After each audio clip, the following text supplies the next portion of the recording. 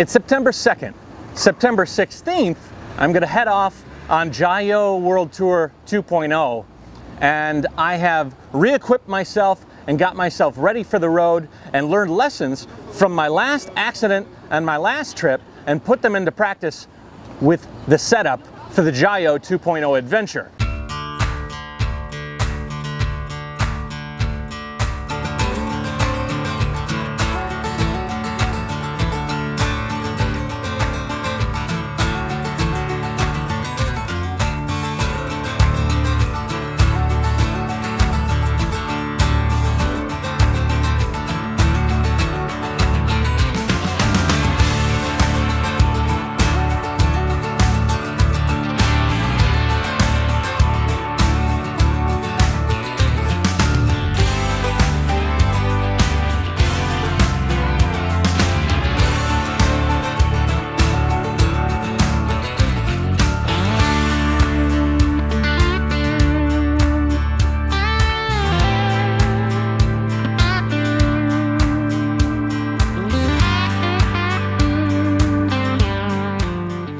Now, the build of the trike is basically the same as JaYoe 1.0, but on JaYoe 2.0, I've added a lot of little extras to enhance my journey and make it more comfortable as I ride around the world.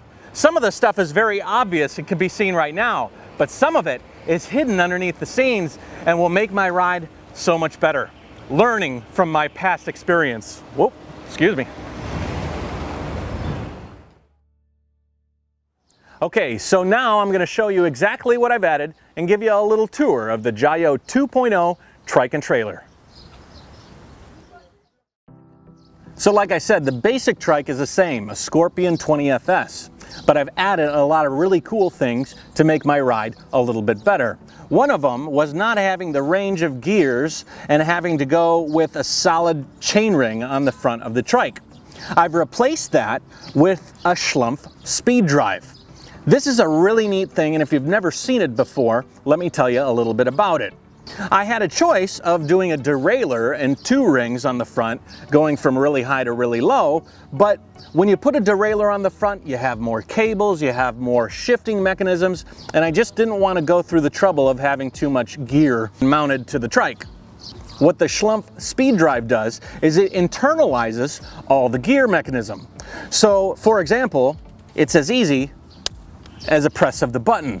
As soon as you press that button, the ring goes to the equivalent of a 1.65 ratio to the original ring. My original ring was 30, so multiply that by 1.65 and you get 49.5. So I can go from a 30-tooth ring to a 49.5 ring, which is great. It gives me a lot of flexibility working with the rear internal roll-off speed hub that I have in the back. Now, like I said, the basic trike is the same. The wheels are all 20-inch, and I've talked to a lot of people that have asked me why did I choose 20 inches. A lot of it has to do with the fact that I can load a lot of stuff on the back of the trike. Having 20-inch wheels allows me to pack over that rear tire. If I was more concerned with speed, I might have gone with the 26FS, which has that wider wheel, and the turns of the gears on the front really affect the turns of the tire in the back and give me a lot more length. I did change the color. As you can see, it's the JaYoe yellow, which maximizes visibility and will hopefully attract people's eyes a little bit more when I'm on the road and avoid potential accidents, and we all know what happened last time.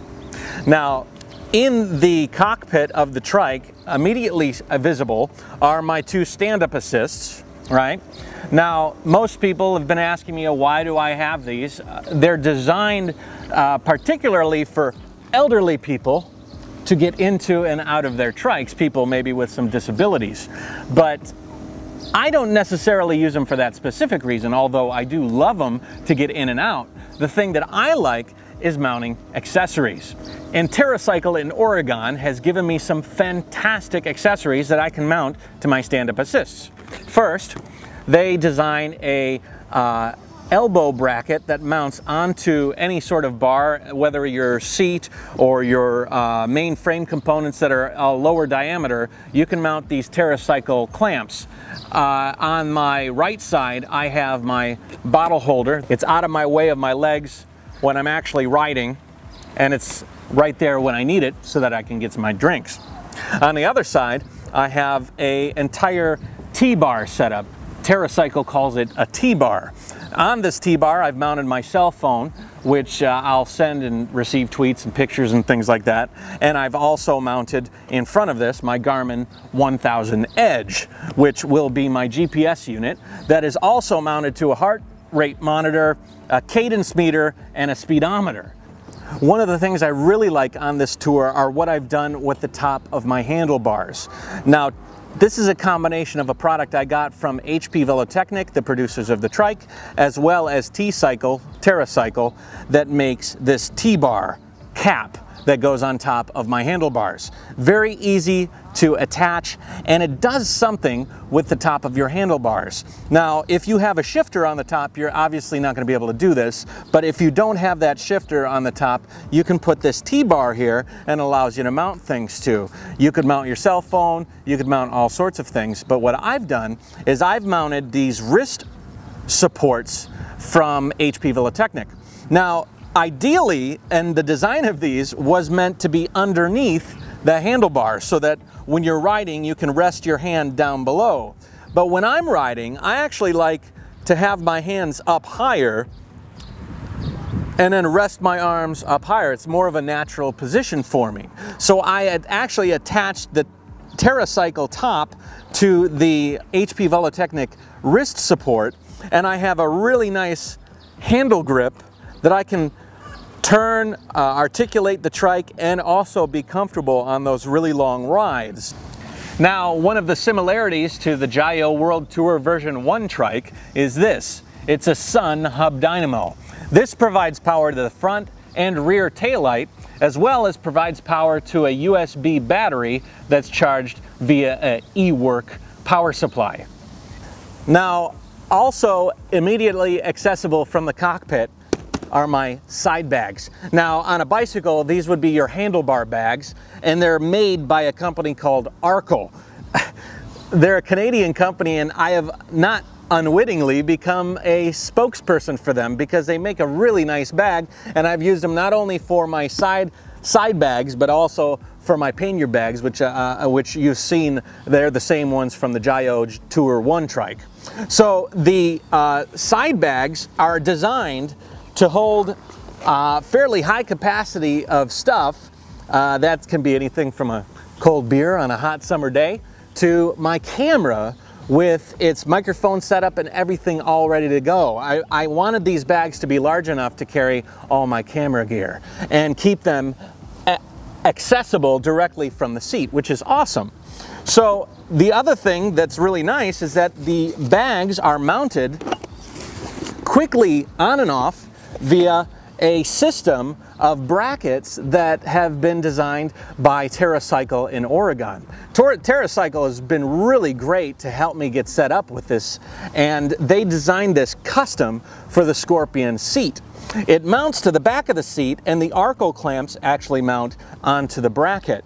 So if I want to, I can remove both bags from both sides, carry them over my shoulder or store them and ride without them, but when I need them, they very easily and effectively go back on, and I can use them while I'm riding around.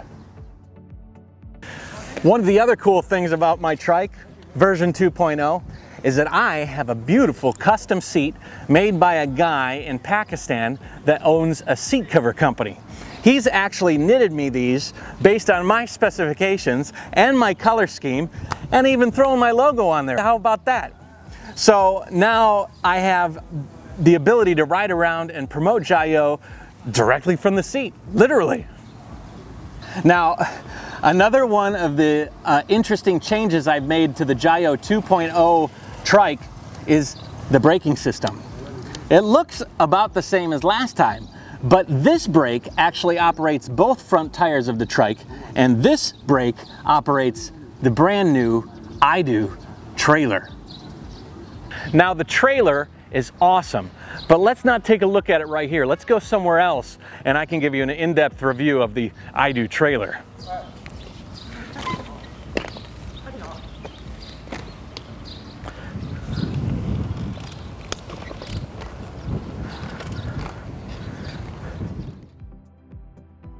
This is the AH400 series of IDo trailer, and I'll tell you what, I looked really hard to find a trailer that was suitable for me on my trip, and this one fits the bill in almost every category. It could be fitting of a show in itself, but as I talk about the gear, I'd like to give you the basic structure of what I have here. Now, it is an awesome box. The box is made from Zargus and it's 135 liters. It's long enough to hold my Arhu and deep enough to hold everything else. I've got custom straps on the top with adjustable rails that I can mount all sorts of amazing things to, but the real speciality of this trailer lies in this area here. Because I wanted to carry a lot of my sensitive computer gear and camera equipment, I wanted something that had some sort of suspension system. Now the suspension here on the IDo trailer is comprehensive. They not only have a spring but also a damper to kind of soften the blows as you go over heavy road wear. I also have 20-inch tires, the same as the front, so that if I have a blowout on any tire, I can use the same gear and the same tubes on all 5 tires. If you'll remember on my last tour, one of the problems that happened actually the day I got in my accident was mud being flicked up from the trailer onto the back of my trike. The back of me is a real mess. So I have these beautiful aluminum fenders now to protect me from road wear. On the right side, my tire has the same Sun hub dynamo than I have on the front. This hub dynamo actually powers 2 rear taillights on the back of the trailer, as well as a second e-work that is housed inside the trailer, so that if I do want to have some extra batteries being charged, I can charge them inside. I'm a bit of a fanatic for my electronics, and that's what I like to have. Now, one of the most beautiful features of the box portion of the IDo trailer is the locking clasps that lock the top down. The top itself is actually sealed so that when the door is locked down, it's watertight. The container itself, like I said, is so wide that it can actually hold my beautiful Arhu. Now, I wasn't able to bring this on my trip last time, but I do enjoy playing it. It's basically the Chinese violin, and now that I have a container that's large enough, I'll be able to play this all around the world, which would be pretty cool.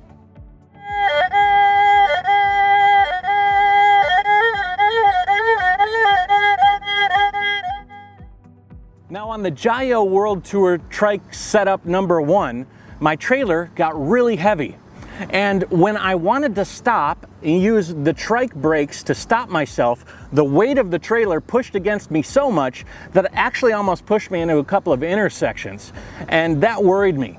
So when I had this trailer built, I had them add something really cool. These are disc hydraulic brakes, and they're operated from the left lever on the trike. Now these are hydraulic, so the discs are compressed here, but the fluid for those discs to compress are transferred all the way to the front of the trike. But you may ask yourself, when you're underway, how are you going to disconnect the brakes when your trailer is separated from your trike? Well, that was something that IDo fixed for me real quick. These are quick release hydraulic systems, and they all have their own plugs, which will allow me to bind the 2 sides down when I'm not using them and keep them clean. That was a big worry of mine because I go through a lot of dirty areas and I don't want a lot of dust and dirt getting in there. But when I want to use them, I simply unplug, unlatch, put it through, link them together. Now when I depress the left brake handle on the trike, it actually sends hydraulic fluid all the way through the system and compresses both of the hydraulic disc brakes on the trailer. So I have that extra element of stopping the trailer along with the trike. It's going to really shorten my stopping distance when I'm underway. Now this is the next really cool thing about the whole trailer system. These are Weber hitches, and there's a fork that goes and supports the trailer on both sides. The last trailer I had was only supported on one side, and that created a balance issue where there was a lot of weight on one side of the tire and not a lot of weight on the other. I like the idea that this distributes the weight to both sides. So when I want to disconnect the trailer, all I have to do is disconnect and cap the hydraulic brakes, and then depress the button and twist both sides of the Weber hitch. Now you can see the system here with the Weber hitches. It's really quite nice. The other thing that IDo has designed for me is an articulating hinge at the end of the trailer hitch. So if I wanted to keep my box level when I'm on the road, I simply find the level setting and then I can crank it down, and I've got the box not completely sitting on the ground. Now the other thing that they've done is they've included this Weber hitch assembly part, and you might be wondering what it is. It's very strange. Well, this is designed to go into the assembly of the hitch and act as a handle. Now obviously it's not going to work now, but if you turn it up, you suddenly have a perfectly suited walkable trailer that you can carry around, whether it's up to your hotel room or down the street or moving it around in different areas. It's versatile, it's perfect. Now, you know, for me, security is really important, and one of the greatest things about these Weber hitches is they're lockable. So I can actually lock my hitches in place and it will never be able to be separated from the trike. If you want to take my trike, you're going to have to take the trailer too. And you're going to have to find a vehicle that you can get away with this stuff inconspicuously. I don't think you're going to be able to do it. Now, as I put my bags back on, I'm going to explain to you a little bit why some of you might say, why are you putting on these bags backwards? These are the Arkel RD60 brand panniers, and I really love them, but you know what? They were designed to spin around, and this edge is supposed to go actually under the seat. But I found that with my side bags and everything set up the way they were, these bags work better if they were spun around and actually this edge sticks out the back. And honestly, it kind of gives it a little bit of that old school flair that I think is kind of neat. These almost look like motorcycle panniers. And the Arkel A here is reflective, so when I don't have the trailer on, you can see these things light up. Now, almost the cherry on top of this whole thing is what lives inside this trunk right here. This is a converted e-bike trunk. You normally find them on electric bicycles, but I bought it and converted it into a drone box. So I actually paid a company to mold some foam in a special way so that I could fit the controller, which isn't pictured here. It's over there. 4 batteries, as many blades as I need to replace, as well as a bunch of extra components for other little camera gear. This will be my real claim to fame when I'm riding around, and it's super easy to operate. This is a Phantom Professional, and it's as easy to put together as 1, 2, 3.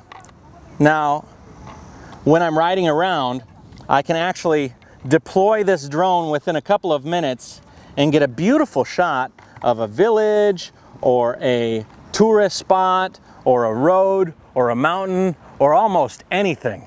It's going to really step up my game as a traveling videographer. Just think of the possibilities.